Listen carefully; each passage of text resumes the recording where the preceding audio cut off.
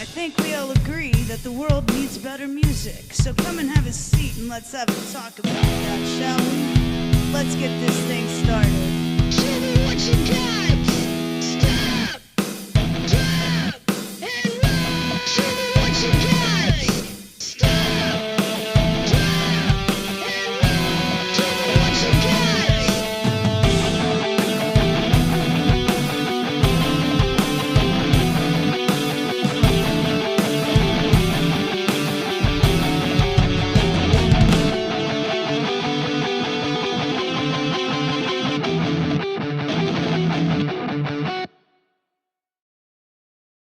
What is up, everybody? It is me, Jesse Hooves, founder and face of Not Dead Yet, and today I'm kicking off my episode number 2 of my Not Dead Yet Stop, Drop, and Rock list. Today I am interviewing a band called Morte Morbosa, and I have Bassface on the line here. We're going to be discussing their song Never Forget from their album Endless Cycle. How you doing today, Bassface? I'm doing very awesome, and thank you very much for having me. Well, thank you very much for reaching out to me. I'm really excited to talk to you about some stuff today. Let's go ahead and start off with the first question. Go ahead and tell me about your bandmates. Oh, my bandmates, Jordan. There's Jordan, Joe, and Rob, and Mark. He's our new guitarist. All of these guys are fantastic. We're all nerds. We all love anime, Star Trek, Star Wars, all that fun stuff. Yeah, I mean, we had a lineup change too, so we had to get rid of somebody because he was always like a Debbie Downer and everything. And, you know, when it came to practice, he was always hungover because he would drink stock at like 3 in the morning. Or wouldn't sleep, so you know we had to do what's best for us. You know what I mean? Yeah, sometimes it can be a little tough. I'm sorry, I don't mean to interrupt you there. It can be a little tough sometimes when you're not on the same page with people, but you know you gotta do what's best for you, like you said. What else were you saying there? Oh well, and also his energy, like he wouldn't move around on stage at all, and he looked just a little ridiculous on stage.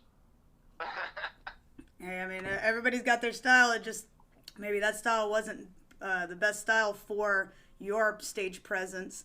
Oh, yeah. But it is good to hear that you have gotten, you know, you've moved on. You're doing what's best for your band.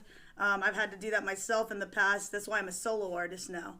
I'm going to go ahead and start with the next question. Now that we've discussed some of your band members, tell me a little bit about yourself. What is your role in the band, and what do you do? Well, me, I play bass for the band. I also do backing vocals live. What else? I walk dogs for work because, you know, it's tough right now. Yes. Yes, absolutely. You know, so... what else do I do? That's pretty much it right now. Very, very simple and easy. And I teach Kung Fu. Oh, that's cool. That's cool. Yeah, I teach Kung Fu as well. Nice. And, yeah, collect comic books, as you saw on the wall a few minutes ago. Yeah, I'm a fond comic book reader myself. I'm actually wearing a Venom shirt right now. Like I love. I saw it. Yeah, I love. DC, I'm a DC kind of fella. I mean, I like both. There are people who prefer ones over the other, but yeah, I love Marvel, but I love Venom. I love the villains from Marvel. That's my thing. Oh yeah, nice. The lead singer too. He's into like DC. He's just like me. Yeah, it's really cool. Yeah, we love anime. I mean, some of our AMVs, well, a lot of our AMVs are a bunch of anime clips and everything. Oh, that's cool. If you got any of those, maybe you can send them over to me. Maybe I can include them in the video or just put them up or put the links in the description if you guys share those. Oh, sure. Oh, my God. Hell yeah. I'll send them to you. Yeah, that'd be really cool. You want me to send them now? Maybe after we're done, I'd be really interested in checking them out. Oh yeah. I do want to get to the next question real quick. The next one that I do want to ask, this is one of my favorite questions to ask artists because, behind every artist is a inspiration. I've mentioned my inspirations. For me, it's like the Pretty Reckless, Dorothy, and all that jazz. Like I like rockabilly and blues, but I also like a lot for classic stuff. I do like AC/DC. I like Metallica, all those good classic stuff. Now, the question for you is, what is your inspiration? What inspires you as a bassist, and what bands were your inspiration growing up, and what has brought you to where you are today? Well, my bands when I was growing up were groups, believe it or not, like Little Richard, Edward Starr, Creedence Clearwater, John Fogerty. Those are the bands, my inspirational bands that I love listening to even to this day. Cannot wake up without listening to some Tutti Frutti. Cannot wake up right not listening to that. Yeah, that's one of my dad's favorite artists is Little Richard. He'll blast that, the Tutti Frutti, and there's a couple of songs I can't bring them to my mind. Keep it knocking. Yeah, absolutely. That's a stone cold classic. You can't go wrong with Little Richard. Yeah, exactly. Yeah. I mean, once in a while, yes, like I said to you before, I will listen to Sabaton. I will listen to Sabaton. I will listen to Burials. Destruction Within. Love those guys. Those guys are fantastic. Holy shit. I don't think I've heard. I don't think I've heard of some of those. I definitely do want to check them out. I love when people tell me about different bands that I haven't heard of because I love to look that stuff up. You will absolutely. I'll send it to you. Destruction Within. Holy shit, they're really, really good. Absolutely. They're awesome. I love that band. Yeah, well, that's really cool. I'll definitely want to check those out. I love X Japan. Okay. That's another one I haven't really heard of. Oh wow. I'll send that one to you too. Educate me. Oh yeah, I mean it's in Japanese though. The singing is in Japanese, but the music though is like wow, holy shit. Okay, that's awesome, dude. Yeah, for sure. Go ahead and send all that stuff to me. I'm always down to learn more about music. I mean, as a musician, you gotta have an open mind. You gotta listen to everything. That's my personal opinion. Yeah, absolutely. Yeah. You can't be closed-minded. Yeah. Like how most death metal bands are. I'm not gonna say the names or whatever. But a lot of death metal bands are like, I don't listen to death metal, or I only listen to black metal. Yeah, that stuff that makes your bones vibrate. Either the phones vibrate or the car vibrates, and you're like right next to the car, and all you want to do is just get a fucking cup of coffee. Just bang your head and drink coffee, man. It's like all you want to do is just have like a relaxing morning and not have that like machine gun going on by your head. It's so annoying. Oh man, that's some good stuff. I mean, everybody I've listened to. Okay, I don't know if this is labeled as black metal, so I do apologize for anybody who might get mad at me, but I used to listen to Whitechapel a lot. Oh, Whitechapel. Yeah. I've seen those guys. I've hung out with them. They're very, very nice people. Oh, that's awesome that you've hung out with them. They're just regular people like all of us. I'm not like one of those like, oh my god kind of people. I'm like, hey, what's up, dude? I'll sit down next to somebody from like, let's just say if Phil Anselmo or whatever from Pantera or whatever came into the bar or whatever, right? And I was sitting down next to him, I'd be like, what's up, Phil? And I would just continue just drinking my beer. Yeah, I know there's a lot of stereotypes about, metalheads and people and stuff like that. They all look at him and they're like, you're all devil worshippers, or you're all this, when in reality. Oh God, I know. I get that all the time. When in reality, where I live. Yeah. Including where I live. People look at me and they think I'm a devil worshiper or whatever. Yeah. I'm just like, okay, fine, I'm a devil worshiper, blah, blah, blah. You know me too well. Bye, loser. Oh man. Yeah, I mean, there's a lot of stereotypes. It's up to you. Like a lot of people will either go with it and just play along, or they'll just, you like you said, you go sit down in Denny's and you got this guy next to you, and it's like, hey, you're an average Joe. Yeah, yeah. When the people are up, like a lot of bands don't know this, but when you're on the stage, fine. You could be rock star or whatever you want to be. But when you're done, you're back on Earth. You're not untouchable. Yeah, for real. I mean, the stage is, you can be whoever, it's like Halloween. On stage, you can be whoever you want. Present yourself how you want, And that's why a lot of artists, you got some really, like, shock artists. You got people, there's a lot of people who want to go and take that extra mile and do that shock art. You got, like, Marilyn Manson back in the day. He was one of those big shock artists. I'm sure he still is. I haven't heard much of his new stuff, if he even is doing new stuff. But you got, yeah. I have not heard anything from him since I was in middle school. Yeah, pretty much. I mean, back in the day, he was like a big shock artist. I feel like, in a weird way, I'm not sure if you've heard of In This Moment, but I feel like In This Moment is like the female version of like a Marilyn Manson, where she tries to do that shock artist value. That's what I've noticed. I've seen her live twice, and that's what I've noticed personally. Like, she tries to do that shock value on stage. Same thing, and like Lady Gaga was like the Marilyn Manson of pop in my head, because she did the same thing, all of these people, or whoever these bands are, I have no idea who they are. Well, it's just how out of it I am. I mean, they're pretty big artists. It may not be around your style of music, but that's just like, check them out. You can educate me on those. I'll send you some links for Lady Gaga. You'll see what I mean. But she's like a pop artist. Well, I guess pop is what it would be considered. It's like let me tell you what happened yesterday to me. Right, I'm sitting down, at Starbucks, whatever, drinking a cup of coffee. I'm wearing my Dio shirt. I love Dio. Mm-hmm. All of a sudden, right, this kid comes up out of nowhere and says Ozzy Osbourne was better, and I was like, what? Shut up! Get the hell away from me! I was just like, shut the hell up! Leave me alone, you little freaking twat! Go away! Oh man.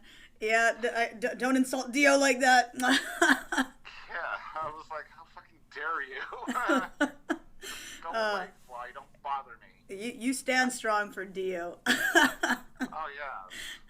I'm going to go ahead and get to our next question here. This one's kind of a more serious question, and I'm just curious. Sure.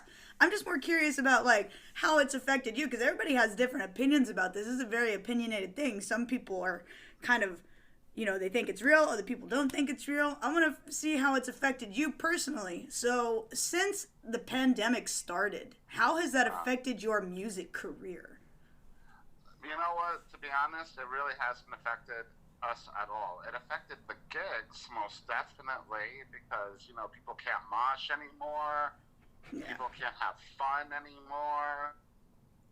So it's just that they're just going to be standing there looking at us and just bobbing their heads up and down, up and down, up and down, and that's really it. Yeah. There's a lot of things that people can't do in gigs. And, like, if somebody is moshing, whatever, they're going to be thrown out. And it's like, come on, they paid money to watch us. Let them watch. Let them have fun. They're awesome. They're here to support us and everything. They're supporting the venue, too, because without them, there's no venue. Yeah. Yeah. We're not going to play for fucking free. We'll charge the venue then, and we'll have it written down on a piece of paper. Contracts are very important, especially if you're going to, like, venues that you've never been before. You can easily get lowballed, or people, they'll tell you one thing and then they change it. So it's always good, to hear. It's good to hear, like, artists say that, they'll put it on a piece of paper, because, that's the best way to do it. And as far as, like, is mightier than the sword. Yeah, absolutely. If it's written down in Word, and it's dated and it's got legitimacy to it, it's word is word. But Oh yeah. yeah, oh yeah. So the We, oh, I'm sorry. Go ahead. yeah, we do not mess around. We do not mess around. Hey, you can't afford to mess around. Not if you're this is your like if it's a hobby. I mean, you can't even mess around if it's a hobby. If it's your livelihood, No, you can't mess around. this is my life. This Yeah. is my life. I've been playing music, bass, guitar, believe it or not, since I was 7. That's very impressive. Is that the only instrument you play? Do you play anything else? I played drums for about like a year or two, but I really missed playing the bass. I had to take a 10-year hiatus though, Mm-hmm. because I got fucking married, Mm. and I had to sell all of my gear, all of just everything, everything, everything. I had to throw everything down the drain. I'm Oh, really yeah, I'm I really did sorry not to like hear. it either. I'm really sorry to hear that happen. Was it because she didn't support your music career, or is it like? She didn't support absolutely anything. Oh She man. didn't support anything. She was just supportive of herself, and that was it. Mm. And she gave her mother money, when she was alive, rest in peace. But, she would always send her mother money and everything and whatever from my gear and everything that I sold, Mm. you know. It can be It was really, bad. yeah, it can be really hard to part with your gear. I've had a lot of gear in my time as a musical artist because, like you said you were playing bass since you were how old? 7. I've been playing piano since I was about 9, and over the years I have, I've came into gear, I've lost gear, I've had to sell my gear. It's always really hard to get rid of your equipment like that because there's like as an artist, there's a certain connection between your gear and you because that's what you are as an artist. So it's kind of hard Oh, yeah. to part with that. So I commend you for having the strength to do that. I'm glad that you're doing what you love now because I mean, in the end, you got to do what is best for you, what you love, and if people Oh, yeah. can't support you for that, you got to do what you got to do. I don't know what your situation now is. You're not married Oh, anymore. it's great. I've got 13 bass guitars. I have a double neck bass guitar. It's going very well. Very, very well. I have good band members. None of them do drugs. They drink at gigs, of course, but that's like after a gig. We don't come there, drunk out of our minds to where we can't play. Yeah. But yeah, I mean, wow. Yeah, the guys that I'm with right now are freaking fantastic.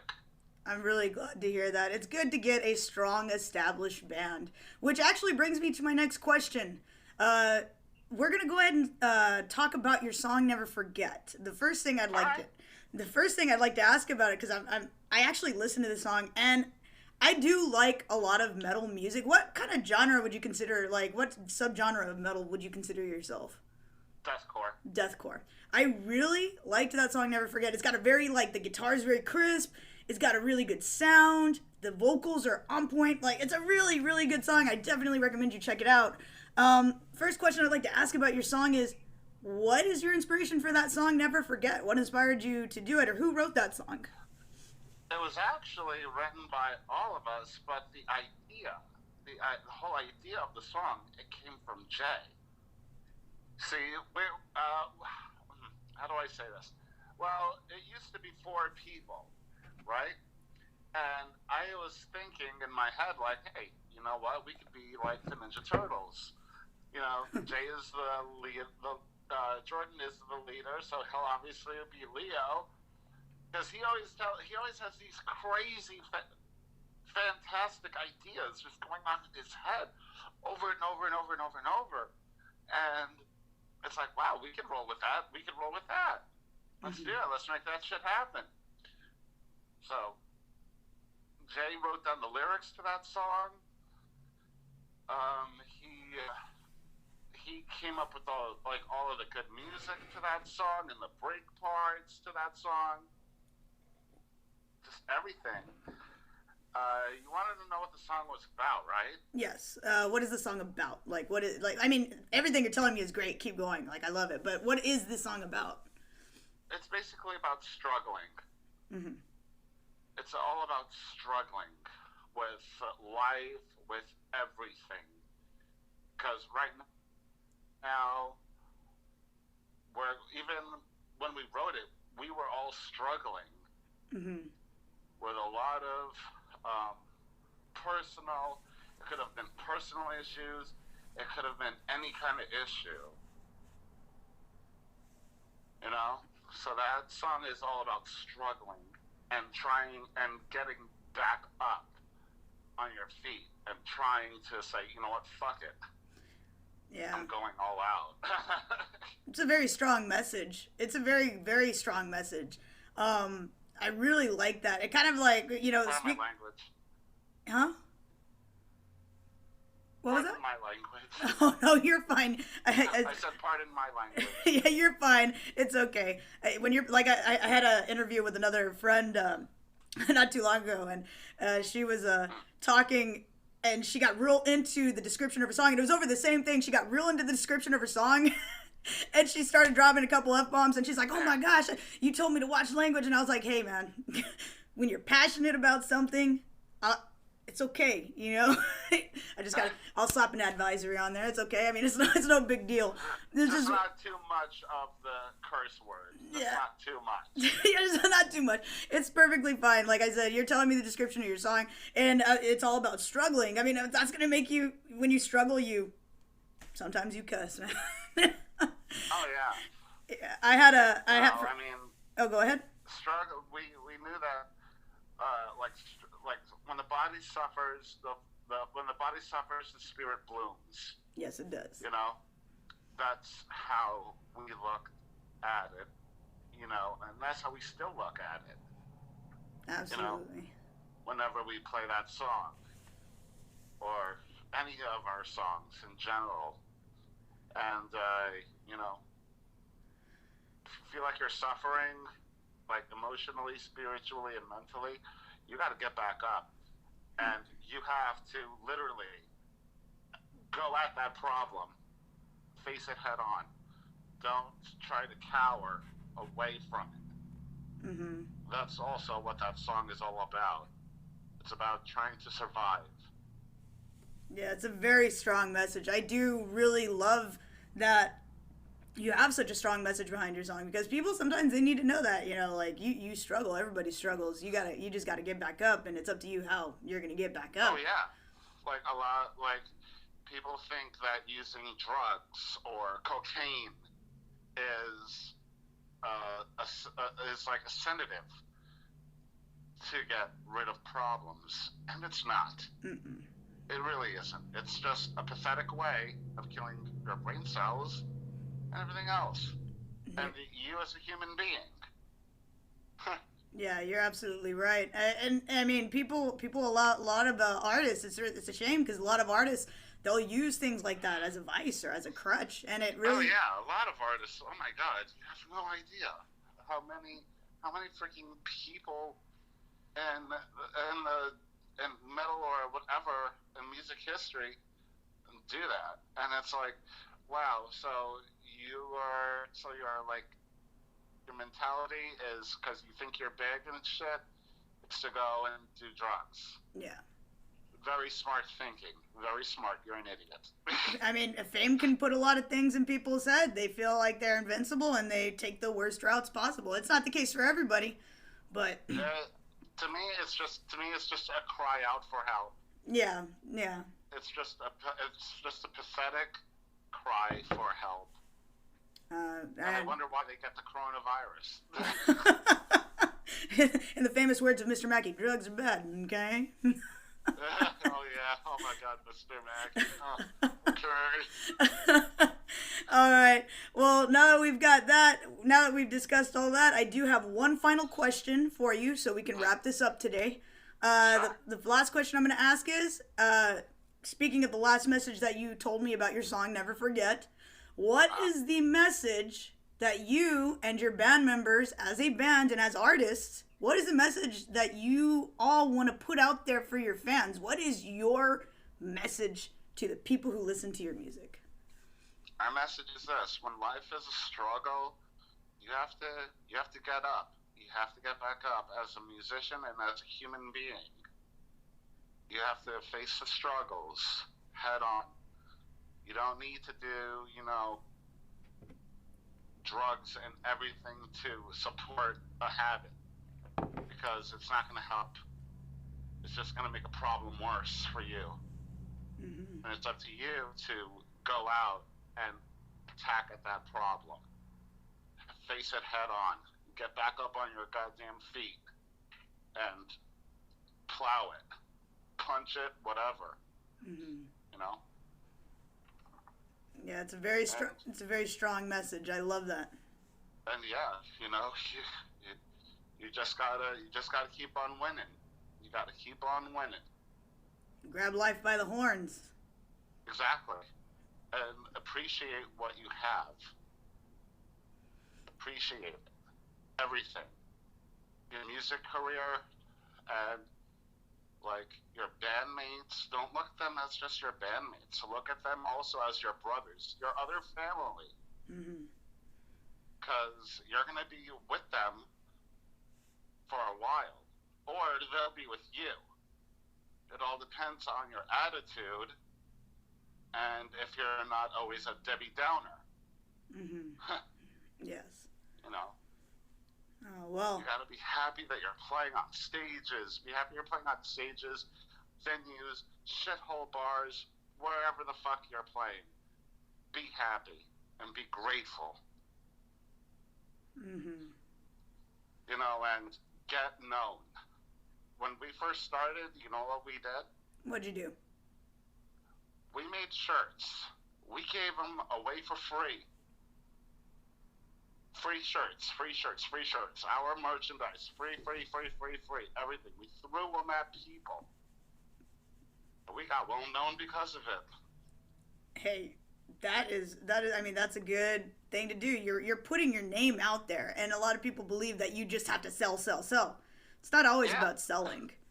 Because if you, let's just, again, like I said, you're selling a shirt, people don't fucking know you. They'll be like, who the fuck are you? I don't know you. And they'll say, get the fuck out of here. Pardon my language. You're fine. Continue. Jesus, it's windy outside. Plants fell down again. But yeah, for bands that are starting out or whatever, do exactly those methods. Don't sell your shirts. Give them out for free. Get known. That's a lot of things that bands don't realize. Is that it's all about getting known and people watching you. It's not about making money. Yeah, I totally understand, and I get you on that. When I was actually in a band before I became a solo artist, I didn't give out T-shirts. Well, no, I did. I gave out a few T-shirts, but what I would do is I'd throw pins with the band logo on it. I'd throw it out there. I'd give them pins, stuff like that. Music was up. You could give them music to listen to and all kinds of stuff, and it got me pretty well known down here. And as a solo artist now, because I was with that other band and because I've done a lot of karaoke, a lot of karaoke, it kind of got me known. But you got to do what you got to do to get known, and you can make money out of it. But if you're just starting, you got to humble yourself. You got to put yourself out there first to be able to actually make money. It takes money to make money if you want to. And also another thing. Do not be a dick to your fans or another band that you want to open up for, and they snub you.